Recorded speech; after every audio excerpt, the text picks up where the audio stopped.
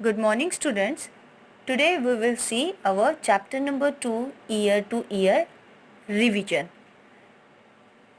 ये जो रिवीजन है हम लोग ये रिवीजन ले रहे हैं हमारे क्लास टेस्ट के प्रिपरेशन के लिए, ठीक है, जो कि आपका क्लास टेस्ट होगा थर्सडे को, दैट इज़ 16 को.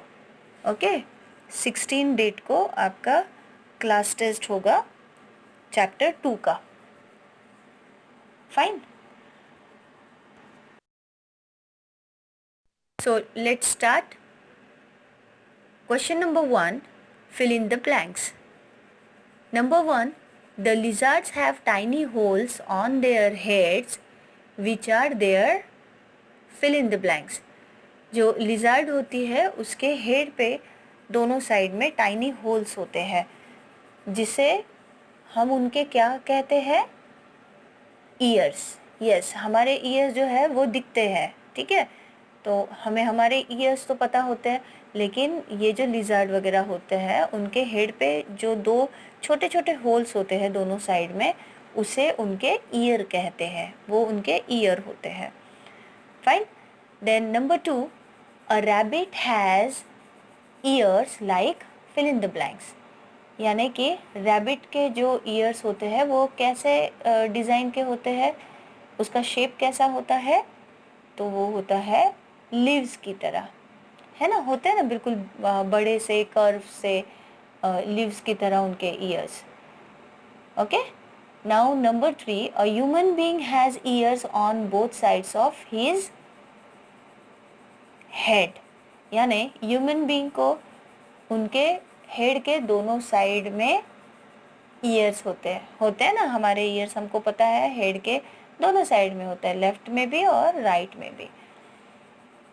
Number 4, our pet needs our fill in the blanks and fill in the blanks. हमारे घर में जो पेट एनिमल होते हैं लाइक डॉग, कैट, पैरोट, उनको हमारे अटेंशन की ज़रूरत होती है और लव की और प्यार की ज़रूरत होती है. ओके, सो ये है आपके fill in the blanks. Hope so you all are understood. Fine. Now our question number 2, write true and false. A, we can see the ears of a crocodile. हम क्रोकोडाइल के ईयर्स देख सकते हैं. तो ये स्टेटमेंट ट्रू है कि false है? Yes, this is false. हम लोग क्रोकोडाइल के ईयर्स देख नहीं सकते हैं क्योंकि उनके क्रोकोडाइल के बॉडी के ऊपर जो शेल्स होते हैं वो और उनका ईयर्स हमें पता ही नहीं चलता है वहाँ पे होल कहाँ पे है उनके हेड पे, है ना. और उनके पास क्रोकोडाइल के पास जाके होल्स वो ईयर्स देखेंगे कौन? उनके इतनी हिम्मत है हमें नहीं है. So here is the answer is false. Now B, all animals have ears. सब एनिमल्स को ईयर्स होते हैं. Yes, the answer is true. Now C, a frog gives birth to babies and a monkey lays eggs.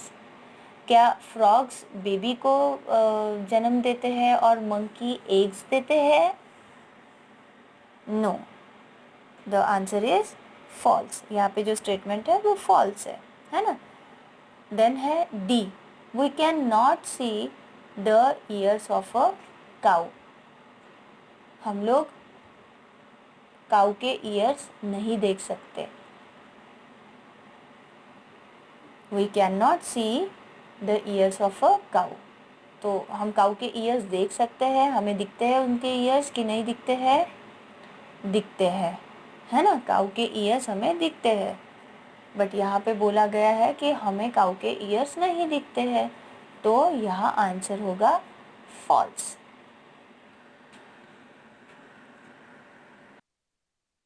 Now last question number 3, name the following. Number 1, two animals whose ears can be seen. हमें कोई भी दो animals के नाम लिखने हैं जिनके years हम लोग देख सकते हैं. So the answer is cow and deer. Number 2, two animals whose ears that cannot be seen. वो दो एनिमल्स के नाम लिखने हैं जिनके ईयर्स हम देख नहीं सकते हैं, हमें ईयर्स उनके नहीं दिखते हैं. So the answer is sparrow and crow, है ना, क्योंकि उनके टाइनी होल्स होते हैं और वो टाइनी होल्स उनके फीदर्स से कवर्ड होते हैं, तो इसलिए हमें उनके ईयर्स नहीं दिखते हैं. देन है number 3, two animals which have hair on their skin. वो दो एनिमल्स जिनके स्किन के ऊपर हेयर होते हैं. So the answer is goat and cow. Number 4, two animals which do not have hair on their skin. वो दो एनिमल्स जिनके स्किन पे हेयर नहीं होते हैं. So the answer is frog and lizard. इनके बॉडी पे हेयर्स नहीं होते हैं. Number 5, two animals which give birth to their young ones. वो दो एनिमल्स के नाम लिखने हैं जो बेबीज को बर्थ देते हैं. So the answer is dog and cat. Then last question, question number 6, two animals which lay eggs. वो दो animals जो eggs देते हैं. So the answer is pigeon and sparrow. Okay, तो यहाँ पे हम लोगों ने रिविजन में fill in the blanks, true and false and name the following हम लोगों ने यहाँ रिवीजन में सॉल्व किए हैं. अब आपको क्या करना है, ये जो क्वेश्चंस मैंने दिए हैं, टोटल 3 क्वेश्चंस, इनको आपको लर्न करना है अच्छे से. एंड इसके अलावा अगर आपके पास टेक्स्ट बुक भी है तो आपको ये जो चैप्टर है, chapter number 2 year two year, आपको पढ़ना भी है. पढ़ने से क्या होगा कि पूरा अगर लेसन आप पढ़ोगे तो मैं चाहे पूरा लेसन में से कहीं से भी अगर आपको क्वेश्चन पूछती हूँ तो आपका इसका इजीली आंसर आपको आ सकता है, क्योंकि आपकी जो एग्ज़ाम है वो ऑनलाइन MCQs ही है, मोस्ट ऑफ MCQs ही है ना. तो ऑप्शंस तो मैं वहाँ पे दूंगी ही, लेकिन वन वर्ड जैसे जो क्वेश्चंस होंगे उसका आंसर आपको लिखना पड़ेगा. वो तो शॉर्ट बिल्कुल वन वर्ड में होता है. ठीक है, तो बेटर कि आप ये पूरा लेसन रीड कर लो, जिससे आपको एग्ज़ाम में काफ़ी इजी आपका एग्ज़ाम जाएगा. फाइन, तो आपका होमवर्क सिर्फ इतना है कि you have to revise your chapter number 2 whole. Fine, so till then take care, bye bye.